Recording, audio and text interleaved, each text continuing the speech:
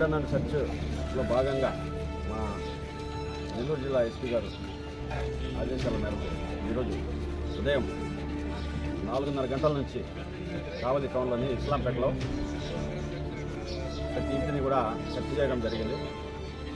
అన్ని ఇంటిల్లో కూడా మా పార్టీలన్నీ కూడా ఎస్ఐలు సిఐలు మొత్తం 4 సిఐలు ఎస్ఐలు దాదాపు 12 మంది ఎస్ఐలు టోటల్గా 60 మంది స్టాఫ్ ఇస్లాంపేటలోని ప్రతి వీధిని సెర్చ్ చేసి ప్రతి ఇంటిని కూడా సెర్చ్ చేసి ఎవరైనా అనుమానాస్పదంగా వ్యక్తులు ఉన్నారా, ఇంకేమైనా గంజాయి లాంటిది ఏమైనా దొరుకుతుందా, ఇంకేమైనా బందోబస్తులు కానీ ఇంకేమైనా ఇల్లీగల్ అసాంఘిక చర్యలకు పాల్పడే వాళ్ళు ఉన్నారా అనేసి సెర్చ్ చేయడం జరిగింది.